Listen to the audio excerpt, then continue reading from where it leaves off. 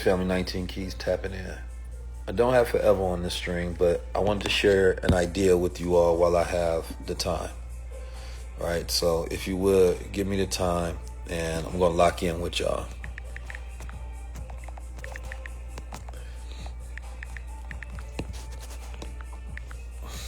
Boom, boom. Peace to the family.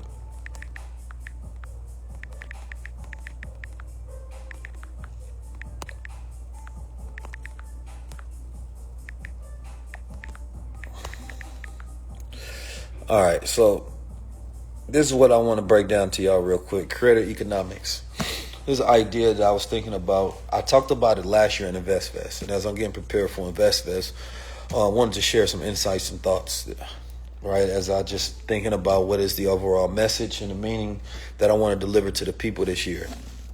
One of those I was looking at Hormozi, right? Hormozi made like $100+ million. He broke the record for the most books sold in a 24-hour span.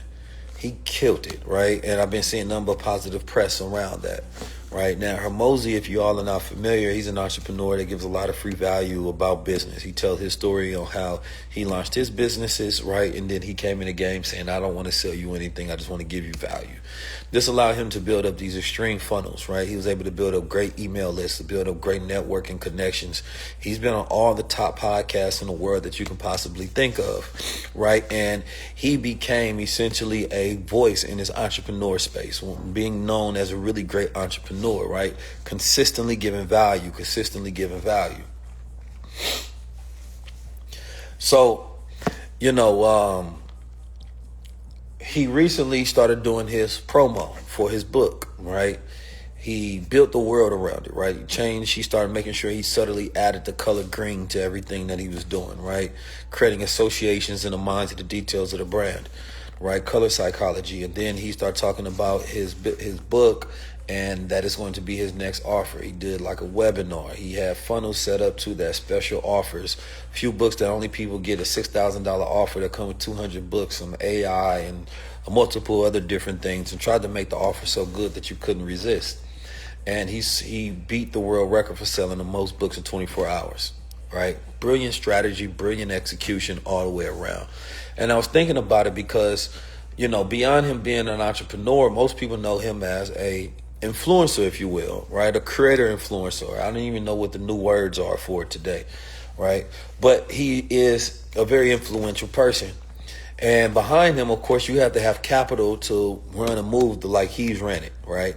He ran a move to where, he's able to put money behind his marketing, to have his editing team, right? He started a platform called School to where there was other entrepreneurs on that starting their platforms, including I utilized it as well, right? And, he was comfortable enough to be able to give out value for free over a period of time until he wanted to create his own Super Bowl. And that's what he did. And I was just thinking about this, that the thing about it right now is there's so many creators that we're not looking at as assets, right? People start talking about investing in crypto, which of course I've been talking about for years, right? Invest in stocks, invest in real estate, invest in land, invest in all these different things. But I actually think that the greatest opportunity is creators. The greatest opportunity right now, and not every creator, but there's certain creators out there that have trust, that have connection, that have community. Like there's a certain list that I will put and be like, yo, there's some of them that have a certain charisma that if you put the right money behind them, right, they could 10x, right, and multiply that money, right? It's very valuable. So let's say Hormozi went to a publishing company and he say, listen, in order for me to do a book with you, right, he could have said, I need $50 million. A book company would have told him no. It would have told him no. It would have told him no. He would have said, I want to do a book deal with you for $50 million. They would have said no, right? Because they're thinking in old models. They like, first of all, you haven't proven this out, number one. I don't think that you can sell over $50 million worth of books, so why would I give you a deal for $50 million? Now, he probably could have sat down with them, ran through his plan. This is how I'm going to do it. This is what I think is going to happen. And you should be able to look at my analytics and my background and my platform and my potential scale and growth. And you should give me that $50 million upfront guaranteed. They probably still wouldn't have done it, right? And he made $100+ million. I think I forgot how much he made. I ain't pocket checked, so let me go look and see how much money he made immediately. Or Mosey. Anybody know? Anybody in here know?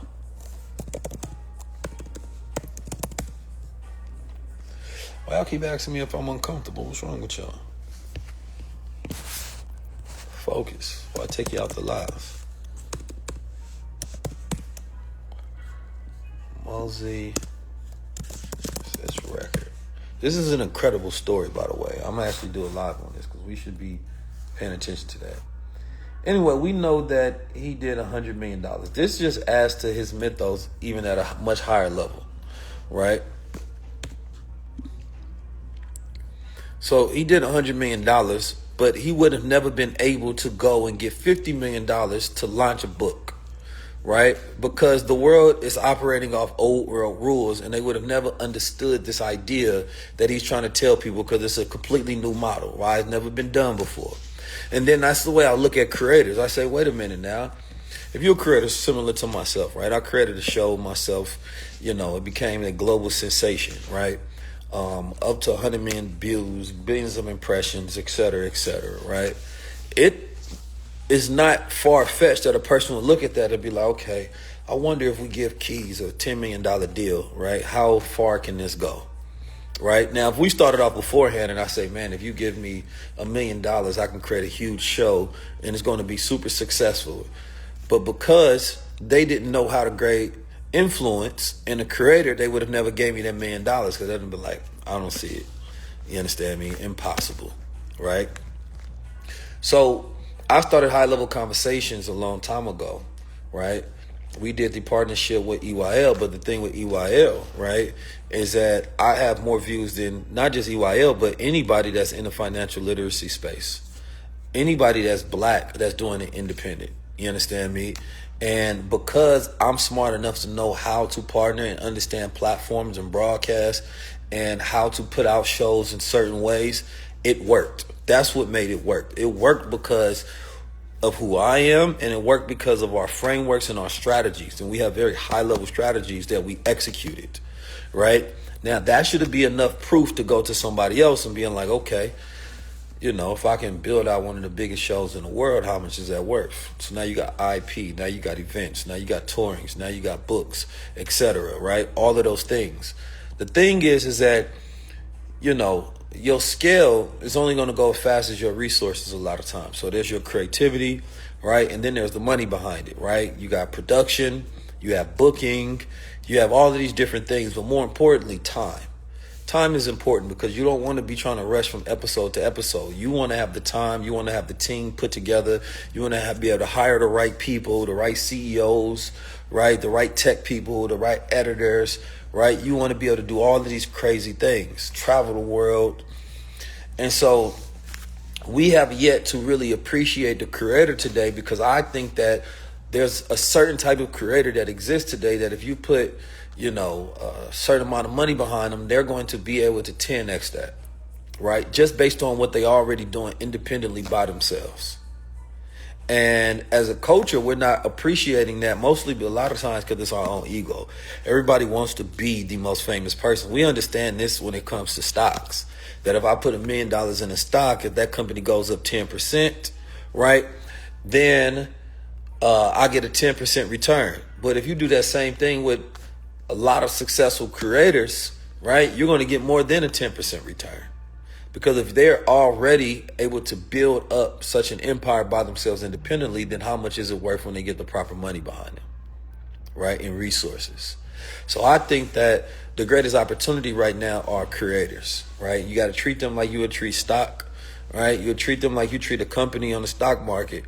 And you sit back and you look at it because most of them, a lot of the creators today, they're not that talented. A lot of them just have a machine behind them, right? And so if you could put the right machine behind somebody, what could they do? All right. You said a revolutionary space has a weird relationship with capital. That's only the broke revolutionary space.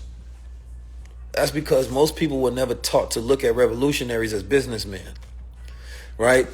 All right, so this is where we get a little controversial with it. Malcolm X, right? Nobody wants to be in a financial position that Malcolm X was in. Nobody. Right? We say that we want black men to be like Malcolm X, but we never actually explain what that means. Right? And people are not trying to be like Malcolm X. You might wear his t-shirt, you might wear a chain, right? But Malcolm X, unfortunately, died without assets.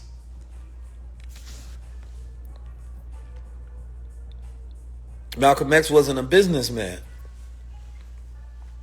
So we can't point to the things that Malcolm X built. And I only say this to a point, right? Because most people grew up with Malcolm X, and most people grew up with Martin Luther King. So when we think about Malcolm or Martin, when we think about people, we grade them based on Malcolm's and Martin's legacy a lot, right? And other revolutionaries.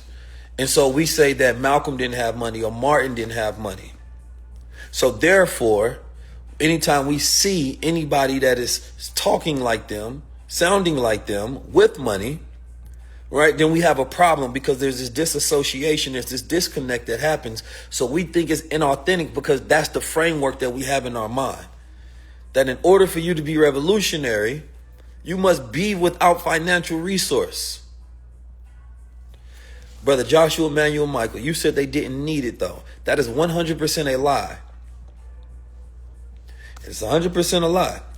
The reason I say that is because Martin Luther King realized before he died, he said that we have to focus on economics. He realized that all this political talk, all of us trying to integrate and do all of this stuff don't mean nothing unless we have sovereignty, unless we have supreme power over ourselves. Malcolm X understood that as well. Malcolm X died early in his life still. He didn't get to the next joint in the next place he was going to get to because, of course, he was assassinated. Right? Now, what most people think that they're looking for, right? And this is my thesis. Take it or leave it. Most people think that they're looking for a Malcolm or a Martin, and we're not. Most people are actually looking for an Elijah. But most people don't have the knowledge of Elijah Muhammad to even understand that that is the prototype in which we're asking for. So think about it. Elijah Muhammad has said that the brothers need to be businessmen. He said they need to be good salesmen. He said, they need to have sales skills. They need to have a smart assistant who knows business. He was teaching them, right, how to be good businessmen in this world so they don't have to need anybody else. They can be independent. So Elijah Muhammad is the one who built up an economic nation and an economic network and a blueprint and an economic blueprint. Not only that, he took the brothers from the streets, he gave them jobs, he cleaned them up, he took the worst among them and made them the best. You understand me? And so everything that we've ever had asked for a leader, the Honorable Elijah Muhammad did, basically. But you were never taught that in school. It's not in pop culture.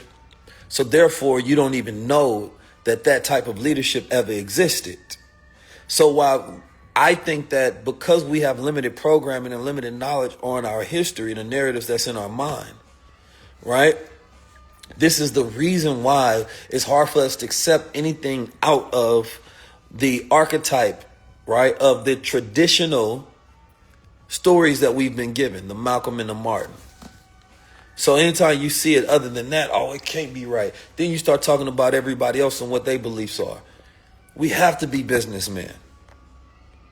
Now, there's different models of capitalism, not shrewd capitalism. I don't believe in that, right? And I don't believe in being a capitalist. I believe in using capitalism. Our ability to operate within a free market, to be able to utilize our mind, to be able to make money and then utilize those resources to build our own nation within a nation so that we become self-sufficient. It's not about, so when you get money, your money is to service your vision and your vision should service the world. So it doesn't matter how rich someone get if they have a vision that will service the world. It's simple. So today, and I only say that because I know a lot of people be having a hard time trying to register. Who am I? You understand me? And I am a man that is a businessman. I grew up in Oakland, California. I seen black Muslims with money and power. So I thought it was normal that everybody aspired to be a black man with money and power. Now, you have your ways in which you were taught and ways in which you would think. But in our culture, a lot of times, the more successful you get, the less people start to believe you. Because even though everybody wants to be successful, when you become successful, people start thinking you evil. And so that means that you already have an association of success with evil. So that means that subconsciously, you don't really want to be successful. You're self-sabotaging. Because even though you would love to have money, you hate people with money. At least that's the way you talk. So you self-sabotage. So just think about that for a second. And so this is some of the things that I never understood. That how can you want to be rich but then hate rich? It's not the rich, and you need to identify exactly what you disagree with so that you're more specific in your intention. The problem that we're having right now, right, is that there are very powerful people that we know that are in culture that have a whole lot of money, and we know that they're not going to do anything with it because they're not impactful. The reason why is because they don't have a vision. Sometimes they don't have a know-how. And also times there are black men who become jaded with their own culture because they had to go figure out how to become self-made. And by self-made, I mean that they had to do it on their own without mentorship or sponsorship. So you become jaded in this culture a bit because you go through your young adult years and adult years not getting proper assistance. And when you finally make it out through difficult, through challenge, and persevere and get resilience, you say everybody else needs to get it the same way I got it out the mud. So this is why I'm always reaching out to those of us who started off early, because I don't want to see them get jaded. I don't want to see them be like, man, I never had help. So you understand me? Why should I help anybody else? But if you got help along your journey, then you want to help other people along their journey. It's simple.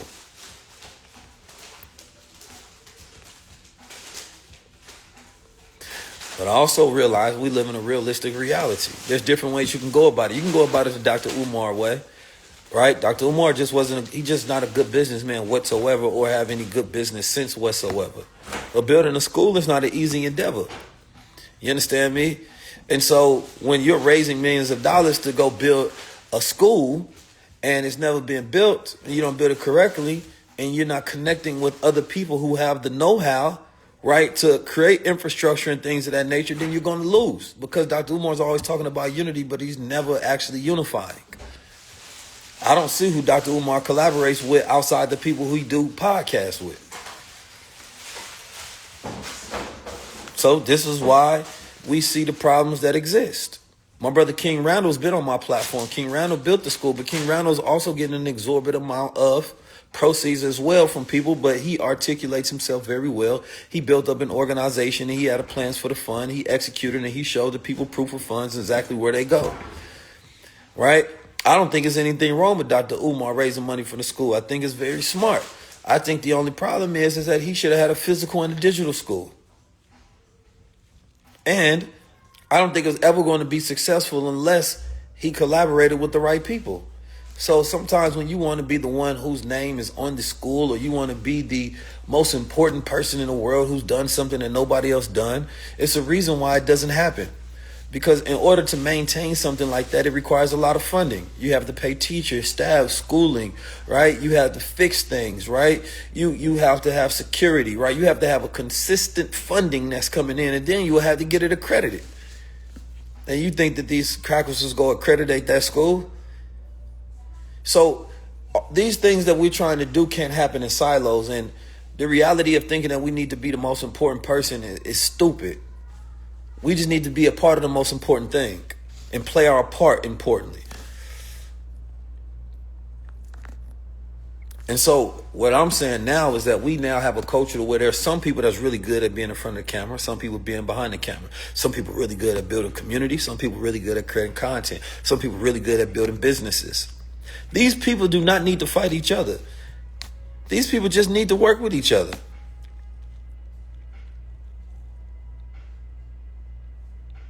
If I'm good at being a speaker that's out front and you're good at building a business on the back end, combine. But the problem is the person that's good at the back end is mad at the person that's up front. And they be like, man, I think I'm better than 19 Keys. I got more knowledge than him. Why is the people liking him? Well, I'm better at this thing than you.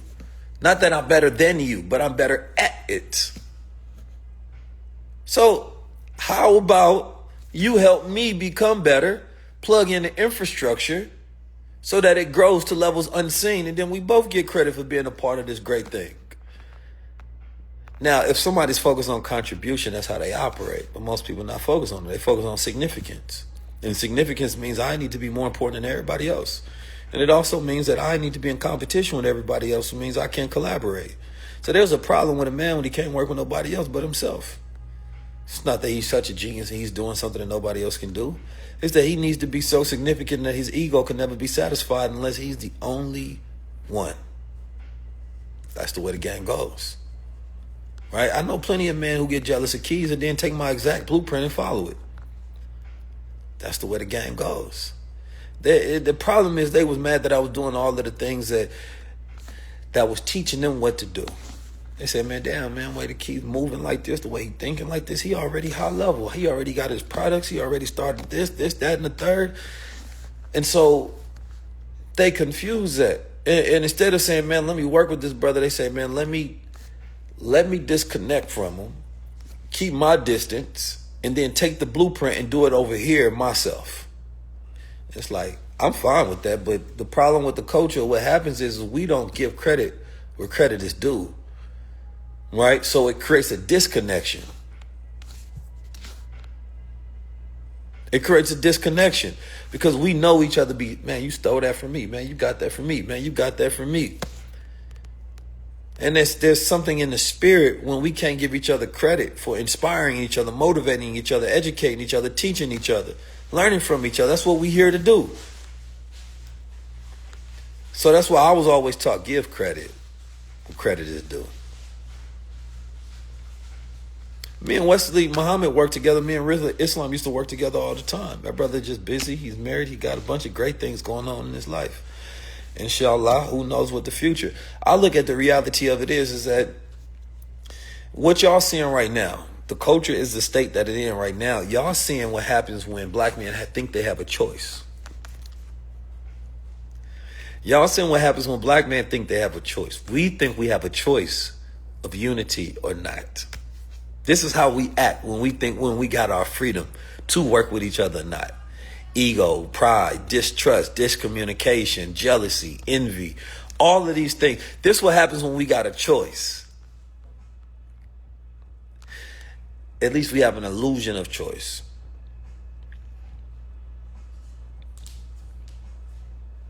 Yes, Leah. Yes, Leah. Thank you. We have an illusion of choice because we really don't have no other choice than to work with each other.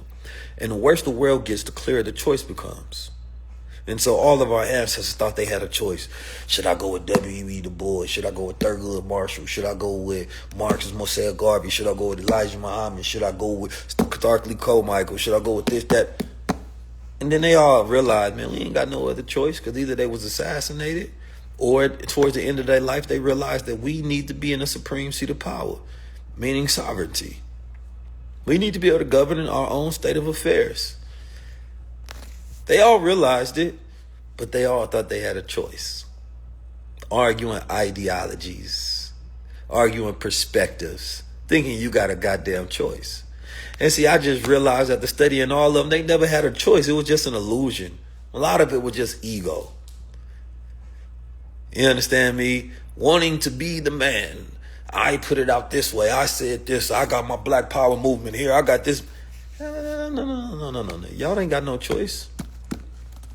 You ain't got no choice.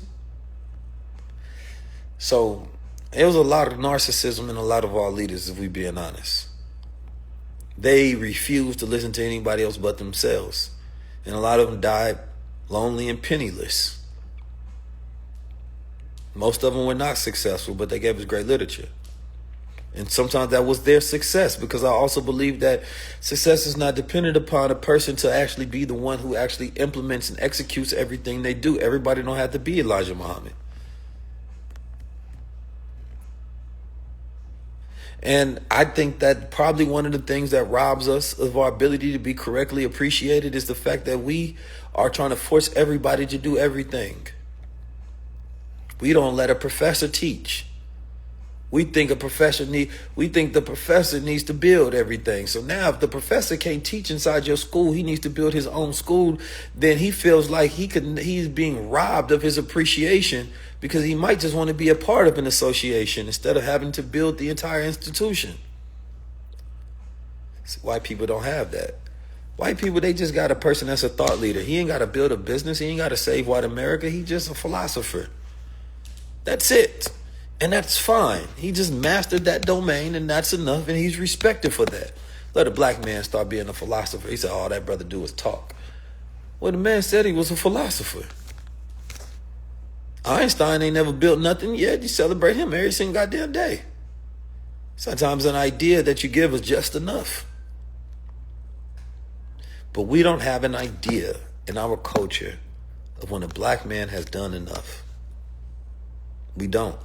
There is no idea. There's no concept, rather, of when a black man has done enough. He has to do everything, or it's never enough. And this is why I don't think we appreciate each other. And the more you do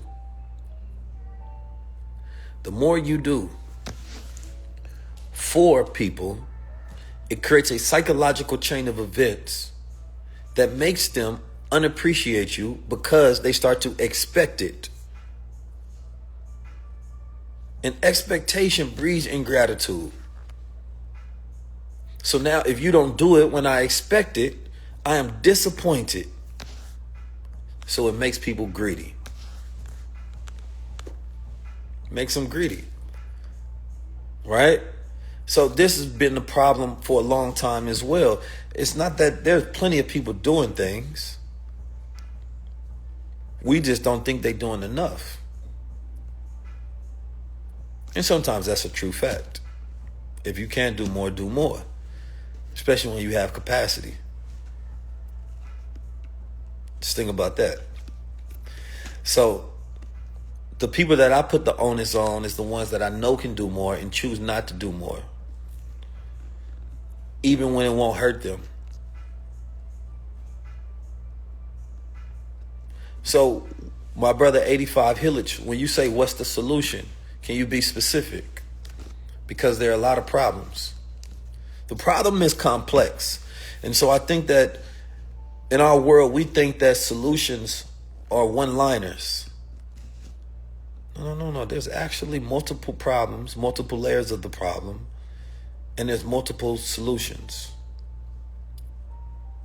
Man, what happened to the BWO? Everybody, but Brother Ben, my brother. But BWO is something that was around a few years ago. We sparked off the first real financial literacy group. And a brother by the name of Chris Cole and the other brothers, let's just stay right there. He messed up and put out a product that wasn't good. Broke the whole machine. You understand me? And it fell apart. The thing about it, it's a good thing in the sense that there are lessons learned from it. Everything that happens in life are lessons. Failure teaches the brain more than success. The brain needs failure. So I wouldn't have been able to get my relationship with EYL and multiple other people if I did not fail in that endeavor. So the question becomes is, what's next after that? So now you pick up the pieces and then you build. That's why I created Infinite Wealth Strategies right afterwards, because my goal had been, let's get our people on the future, right? You see my Future of Money book right here I'm reading. All I've read. What I've been teaching this last almost 10 years now.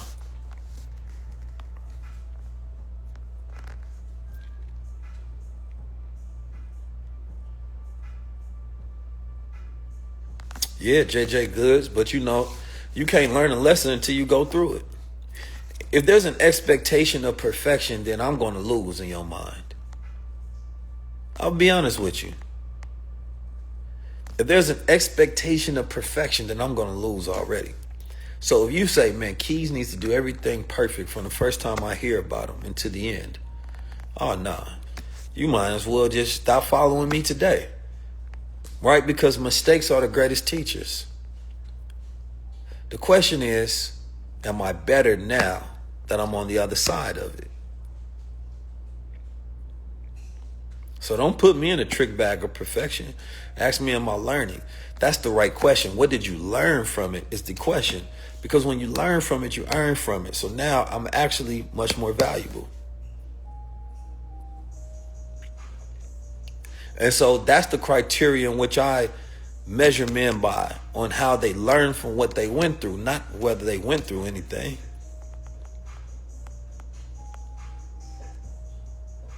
You feel me? So, I'm sure we've all failed in some sense. But that failure, and people have a terrible relationship with the word failure, because failure is not a bad thing. But anyway, let me get back to it. Peace from London, man. Can't wait to get back out there in London in November. So I was explaining that creators are the best investment today, right? After seeing Hormozy do $100 million, I'm like, y'all don't understand what y'all looking at. If you see somebody who has a podcast and you put money behind that in the right formula, that podcast can then become a global staple. Most of the time, things that are successful don't keep growing because people don't have the money to be able to pivot or to be able to scale or to be able to do the research and to experiment or have the right staff and the right people, right? So if you take something that's working and you pour gasoline on it, you understand me, it's going to catch fire. The same way we talk about investing in assets such as cryptocurrency and such as stocks and things of that nature. It's the same thing that creators can do. It's just a lot of them don't have funding, because I know that Hormozy, you got to look at the tactics that he applied out. I'm sure it costs a lot of money to run those ads. It was a huge network and a huge endeavor to set that up. The question is not even just about how much he made, but how much it costs and who's behind it. Who's the team behind it, the system behind it, which is exactly what he's actually selling, which is the ironic part. So if you see that, it should set in a paradigm that, wait a minute, a creator can make $100 million in 24 hours? Forget the streamer. That's cool. But then even if you see a person that is good on YouTube, or a person that is good on Instagram, right? Why wouldn't you put money behind them to get them into streaming? You connect them with different celebrities. You put them into traveling. You set them up with sets. You get them production team. The problem is we're betting on the wrong people a lot of time. You want to know who's the sure bets is the people who's already scaling successfully independent. And we overthinking it.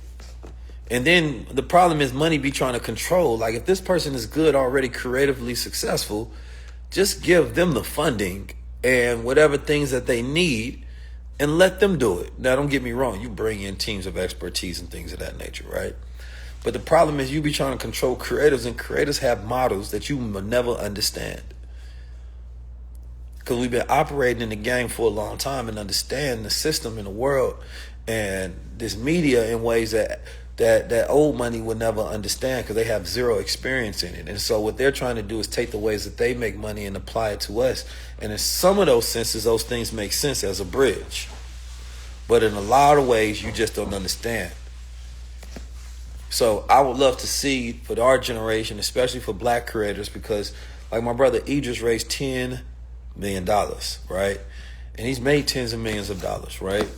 Very rich guy, but he was explaining like, bro, if I let you invest into something, man, don't be trying to act like I'm happy to have a seat at the table. No, you should be happy to be at the seat at my table. I'll let you be involved in this. The investors ain't the superstars. The ones that they bet on are. Like, bro, if I let you give me $1 million to be a part of this, be grateful. And I think we be trying to force our most greatest minds to walk around with their head down, tail tucked, you feel me, and have the shuck and jive for a couple of dollars. And it's like, man, you killing that person's spirit, right? And you killing their creativity and their sense of self-worth by having to bow down just to be able to get ahead. Like, nah, and what y'all seeing is none of it's been worth it, because we see a lot of stories. This person raised money. What the hell they go with it? That money ain't went nowhere. Who cares? Can you make money? Raising money is cool, but can you make money? You understand me? I judge businesses based on, if I'm gonna get into something. I was writing down this yesterday. Like, I was able to really get through so much of like my own working frameworks, right? My own mental models and the way I do things. Because I was writing down becoming high level. I was thinking about some of my brothers in mine. Like, if I wanted to duplicate myself and give somebody my formula, how did I get here? It's not by accident. It's not, you know, a stroke of luck. It's frameworks. Like, I practice real sciences on everything, the way I learn, the way I communicate, the way I build brands, products, everything. And so I just spent, a few days just going in and writing down every single framework, really documenting it. And the framework was about becoming high level, right? How do you turn your ideas into systems, money, and influence, right? And so, it starts ultimately first with self-awareness, and then we kind of go into more of the technical tools in which we do things. But I can take that and give to another person and help them scale where they are, right? And I bet that in the future, I'm going to be able to, I think my next book is probably going to be the one that break the record. It's going to be probably one of the biggest selling books in Black history. You understand me? But if I let anybody be a part of that, in which I built, based on my frameworks, based on my science, know this is not luck. Know that everything is mathematical. You understand me? And I think that there's so many people that can't appreciate you because they don't understand the type of genius that you are. So there's different levels. There's insights that people come on here and that they give, right? They give insights about marketing. They give insights about world building and strategies. And I'm looking at these cats and I'm like, y'all are nerds studying other people, but y'all never did it. And people are paying them to learn about other people's strategies, even though that you've never done it. So you're able to give insights, but you can't give true value because you've never done it yourself. Every framework that I teach, I've done it before.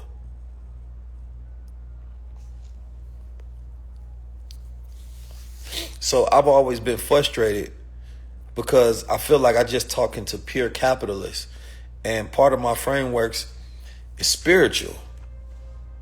And I'll be like, damn, man, so many of my people, man, you so pure capitalist, you only see money. And I was reading this book. It's called Black Fortunes. And in this book, it talks about how the first black capitalists in America, they all funded revolutionaries and abolitionists.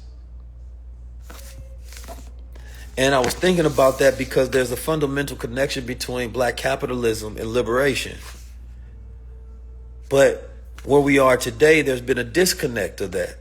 They now go give some money to some nonprofit Boys and Girls Club and be like, man, I've done my part. But there's no actual intentional real change or connection. Every single leader you can see there's money trails.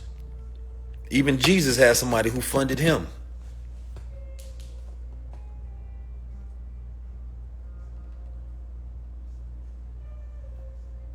So you talk about the Black Panthers.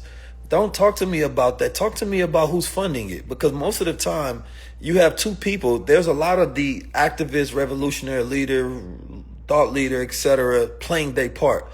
The other part of that spectrum is the disconnect. So now we create hybrid models.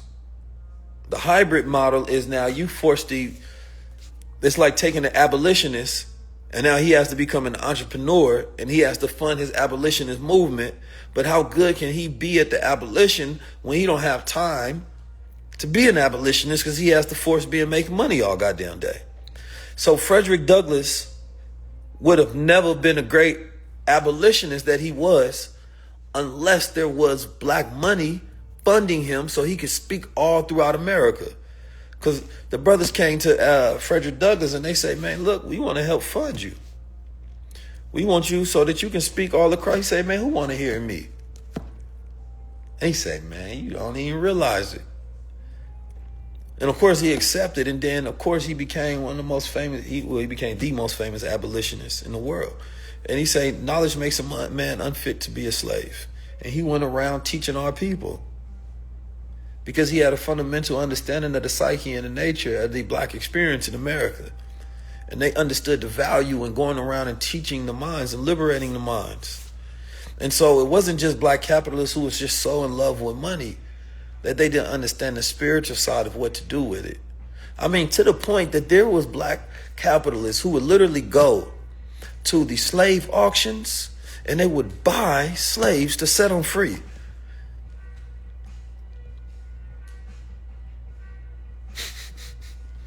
I just want us to think about that a little bit.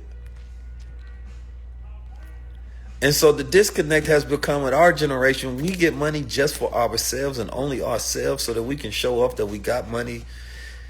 But why? Is it out of fear? We fear of losing it. We fear because we never had it. But the question becomes, why?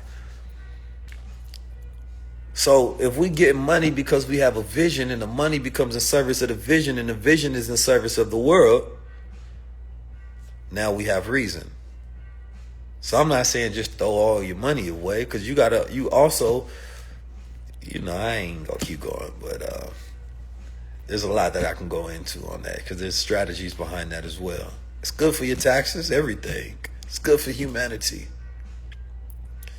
And so I just thought it would be a natural thing that I realized that, man, if you want to grow these things, right?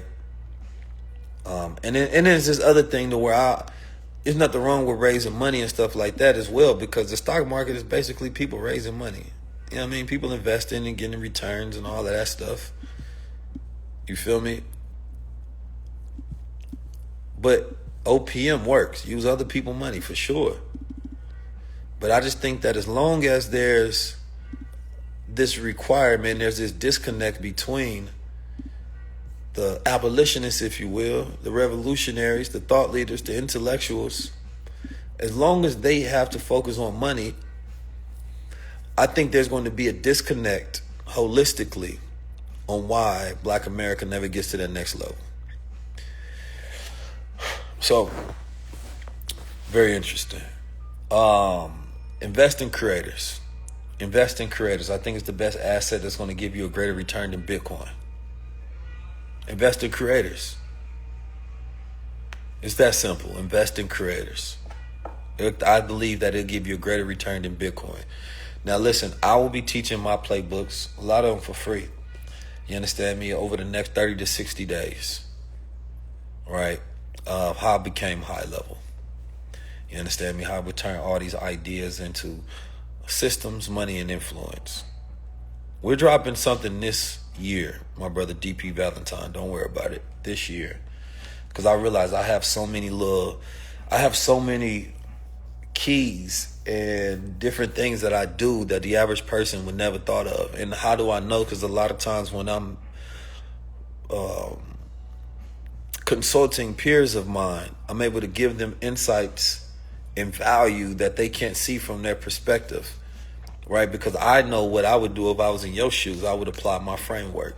And not only that, there's this development of the mind that goes into the process, a certain type of thinker, right? We be looking for perfectionary systems, like asking people about their routine. Like, I'll tell you what my routine is in the morning, but it's actually more important than that. Forget the routine. There's practices that I have that allow me to consistently grow and learn, so I can consistently adapt and stay in flow mode. And I think that is way better than the routine. And what I sit down and identify scientifically, right, what that framework is. Then I document that so I can repeat it over and over and over and over and over. And luckily now we have AI, right, so that I can do that even more efficiently. So I literally sat down earlier and I got this prompt that I did, and I'll share with you all. Let me see if I can pull it up. Maybe I can pull this prompt up real quick for y'all and give y'all some of this game. So I'm working on this new series that I'll explain to y'all. I'm working on this Supermind series where I try to take my cognition to superhuman levels. And so I first had to come up with a formula, right, and understand the type of learner, thinker, right? And all of my different intelligence types. What is this prompt though?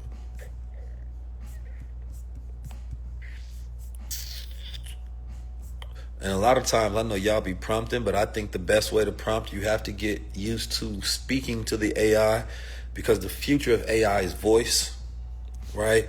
Less than typing, and more people are decreasing their ability to type out their thoughts because you're not used to concentrating for a long period of time. And so like reading on paper helps stimulate the mind much better than reading on the phone, because your mind is not consistently glitching. And so what happens is like earlier today, I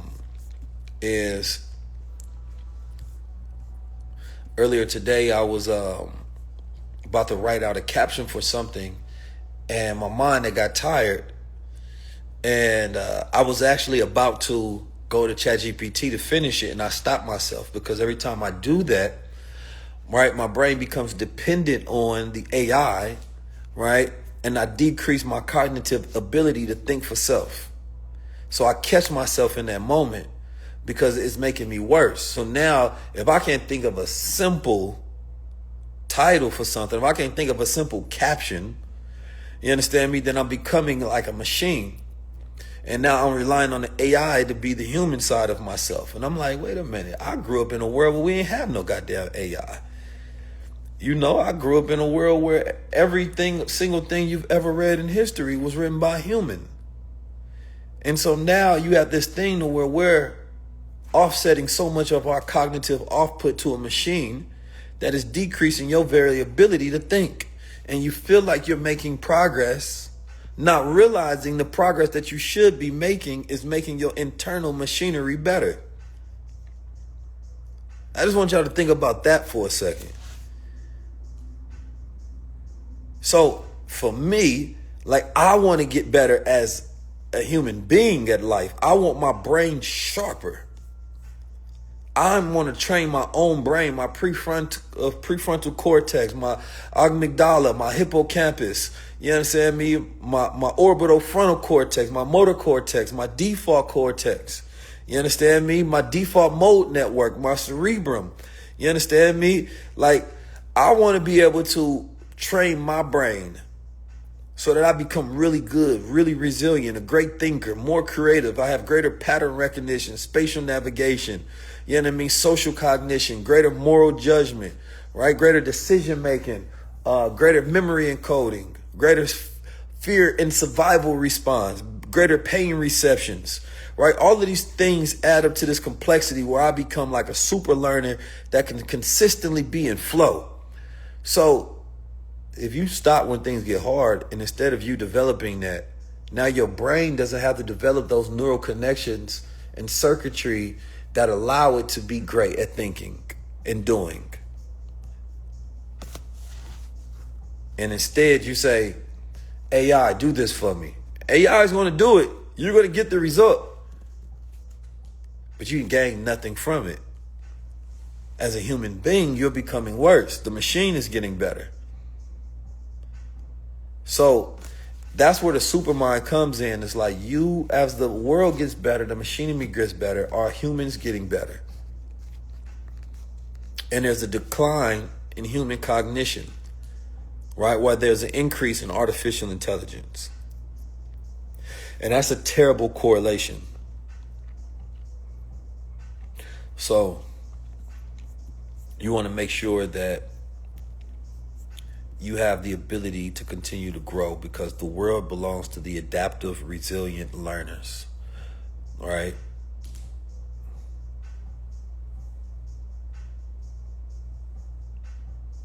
And so the way we talk about machines is the way we should be talking about humans. They're getting better. They can communicate better. They're greater language models. They're faster, smarter. They know how to reason better. They're becoming more creative. We start talking about machines the way we should be talking about our children, but that's not what's happening. That's not what's happening to man and woman. Our memory's not getting better. Our focus is not getting better. Our train of thought, our context understanding, right? Our large language understanding. We're not multi and trilingual anymore in society, and we're not creating more kids to speak multiple languages. You understand me? We're not instant executors. So I just want y'all to think about that for a second. Hollywood Just. There's a lot of books. We have a book club. Y'all can all join my book club. We've been having that going for about a year. Shout out to 360 Books. So if y'all don't know, we got a private book club I've been having behind the scenes. I'm actually going to start pushing it out more.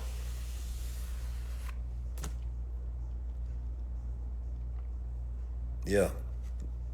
So and this is why I started focusing on nootropics and adaptogens. So nootropics are things that decrease, is help with stress levels, right? So it helps you deal with stressors. So it helps calm the body, the mind, and the spirit, and help with overall well-being, scientifically chosen.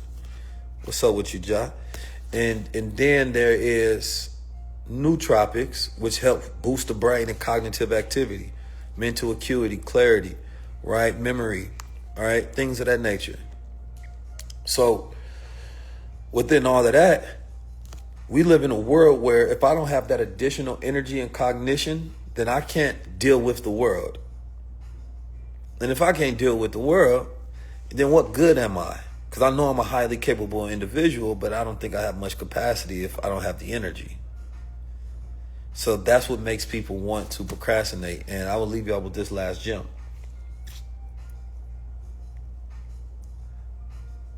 And this is why I suggest y'all get the bundle pack as well.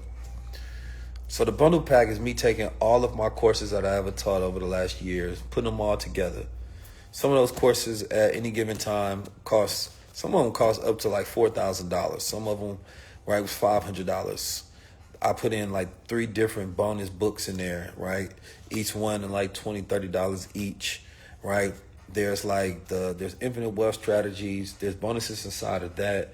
There's the crypto tokenomics, blockchain, how to buy gold. There's even stock market courses in there, option stuff. There's a community in there. We're focusing on having the most active community going into the rest of this year. That's our goal, just to have a super active community, super active.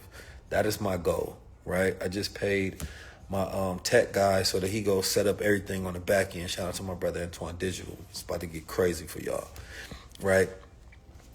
And we just decided to give everything away for $99. So there you go, you know. And so last gem that I was saying was about procrastination. The reason why some people are going to do that right now, they're going to buy into the bundle right now. The reason why some people aren't, let me just tell you psychologically why. And it's very important. This will change your life. So think about 3 bubbles in front of me. In one bubble, there's reward or there's pain. In the next bubble, actually, let's say 3 bubbles. One is reward. And the next bubble, there is there's dopamine. And then the next one, there's action. All right, so we got it.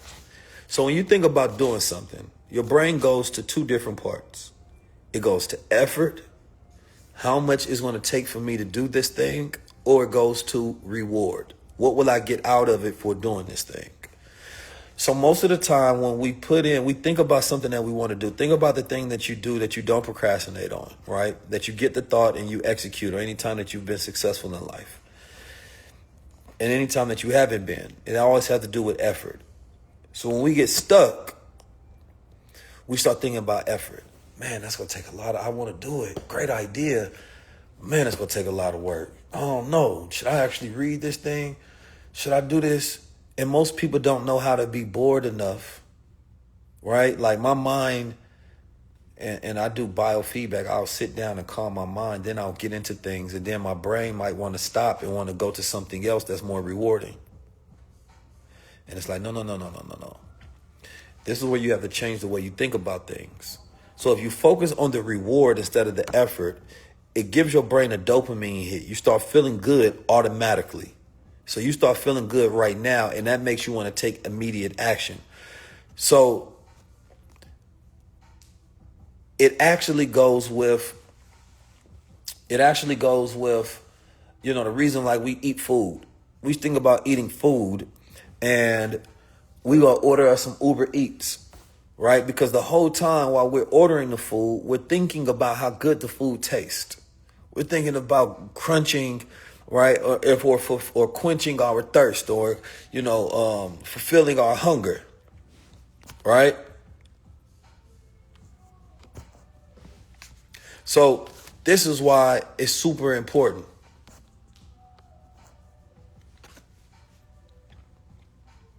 So when I sit back and I'm hungry for something, you never go stop yourself from getting food because you say it's too much effort unless you cooking. But even most people don't mind cooking because the whole time they're thinking about the reward of how good it's gonna taste. It's the same thing with any task that you do in the world. So you're going to procrastinate when you say this is too much effort. And then what you do is you start scrolling. So scrolling is one of the most dangerous things because it is super short pleasure reward hits. So you watch the video, then you got a quick reward out of that. Now you want to go watch another video, get a quick reward. This rewires the way your brain interacts with reality. So now anything that requires effort is too much because you want instant reward. Brother, I'm offline said that the courses make you rich. There's no course to make you rich. There's only you. See, that's another thing. You think everything's supposed to be quick. Yes, there's people who made millions of dollars. There's people who wrote books. There's people who the question is, are you going to make you rich and what are you going to use to do it? There's people who take steroids who ain't got no muscles. There's people who take steroids ain't got no muscles. Sometimes they still got bellies. You wouldn't tell. It gave them a nice little testosterone boost, right? There's people who go to the gym, but they still fat. Don't see much results. The gym don't make you fit. The steroids don't give you muscle. You know what I'm saying? That's all within your own will and your practice of how you organize your life and how you use those tools. Now, it can, right? It can help you grow muscle, but that's based on your compounded effort. So when you ask, did that thing make you rich? Did you make yourself rich? And what did you use to do it?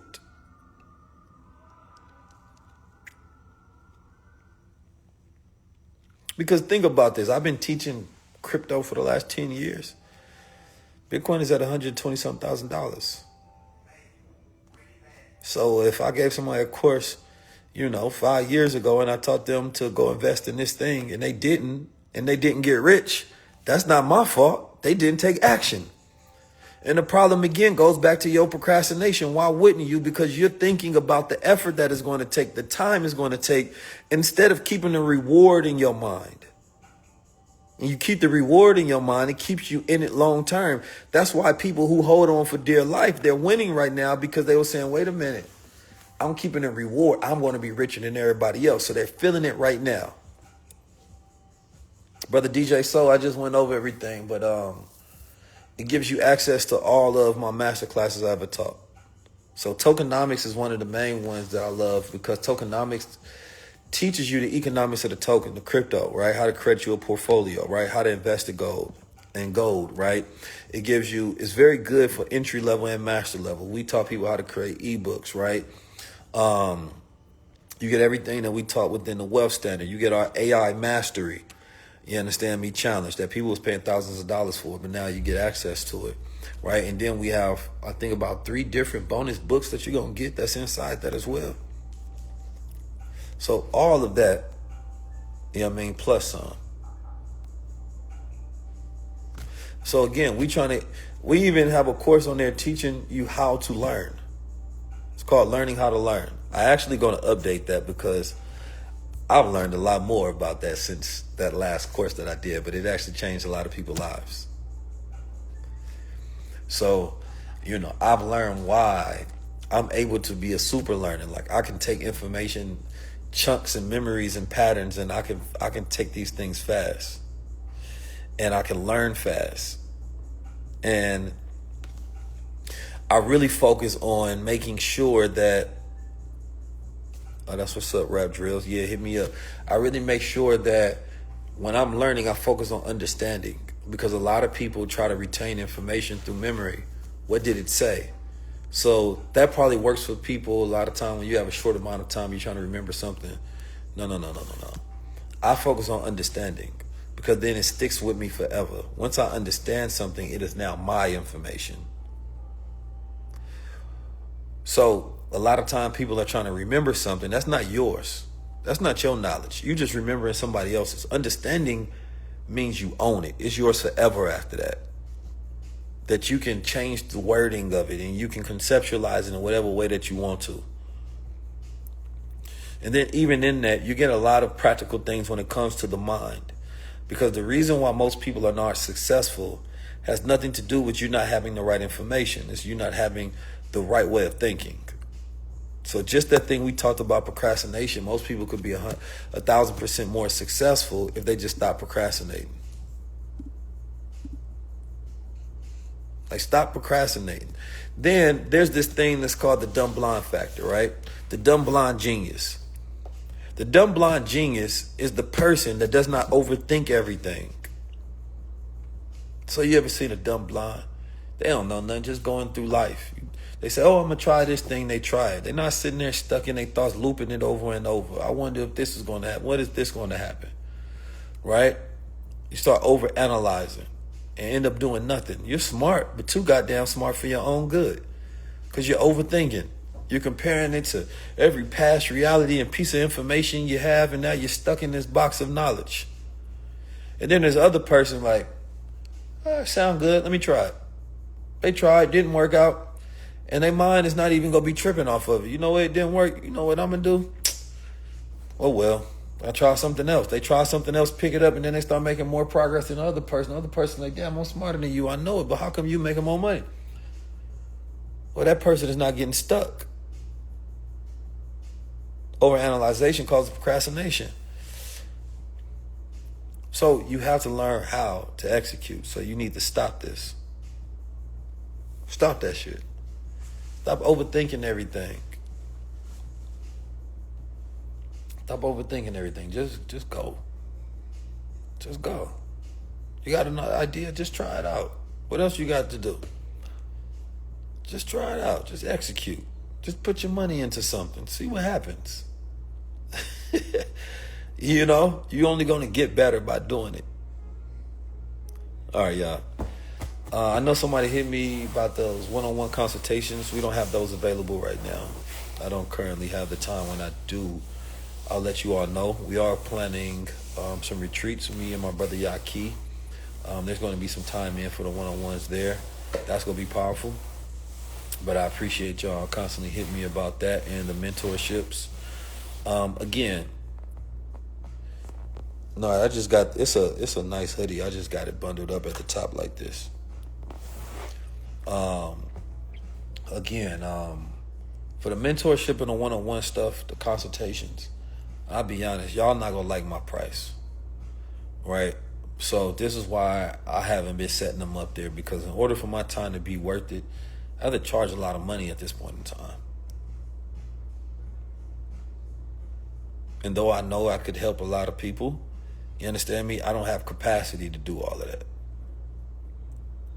So, you know, for a lot of them, that's why I haven't put the link out and none of those things, because I can't make it reasonable, Leia. It's time. I'm going to be honest with you. It's time. I can't make it reasonable. If it's reasonable, it's not right. You know, we live in a world where we don't have that much time. You feel me? And the people that I work with, I don't want nobody wasting my time. I don't want nobody wasting my time.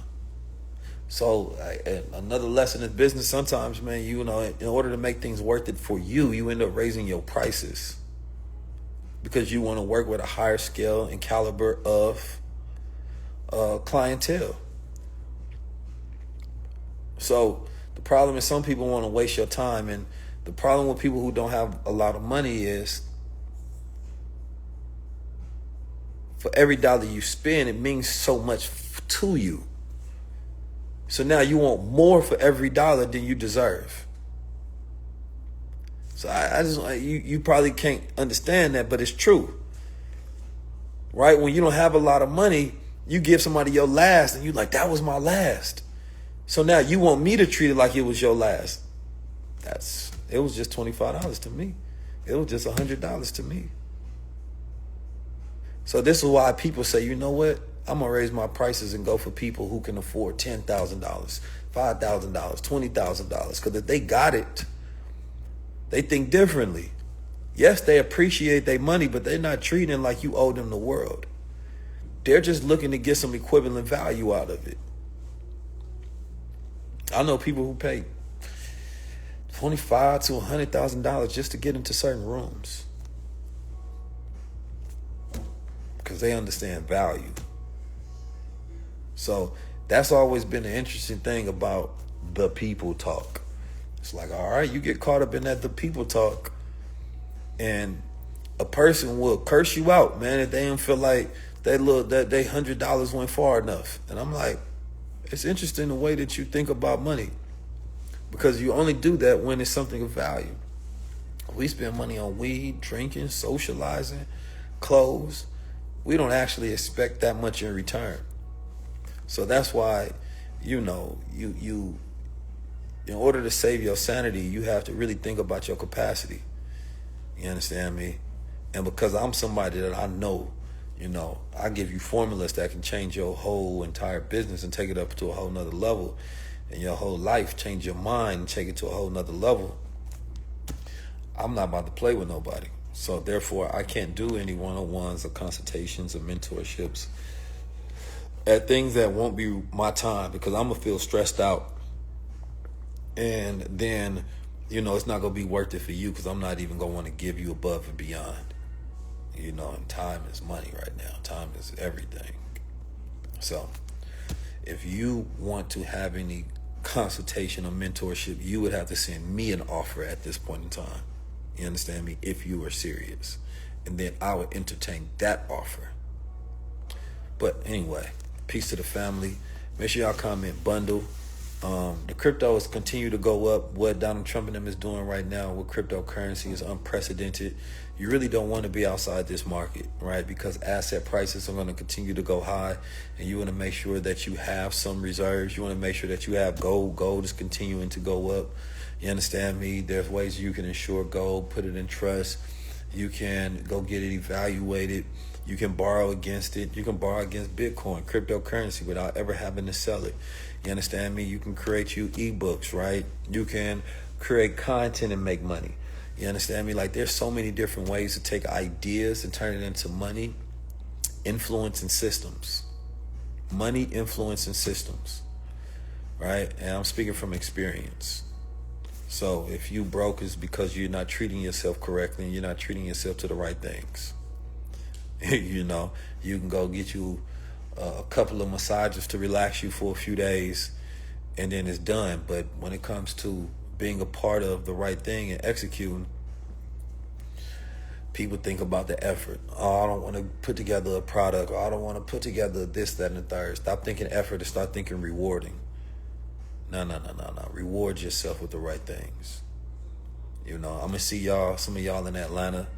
When y'all see me, I'm going to be transformed into my higher self, Yeah,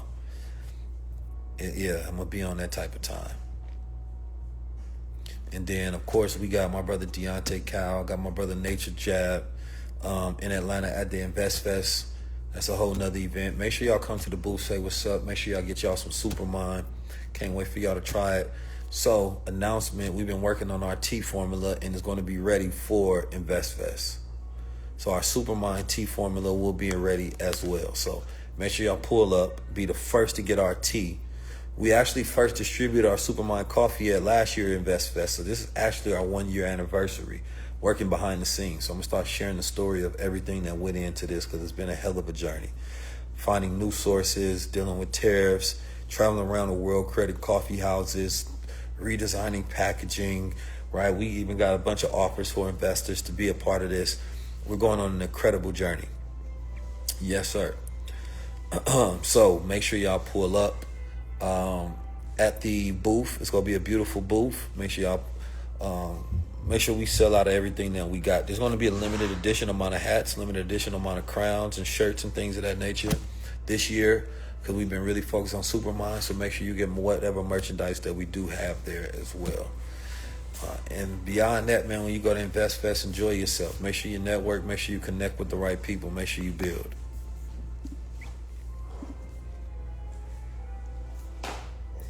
And that's all I got for you. I appreciate y'all. Peace to the family. Peace to the gods.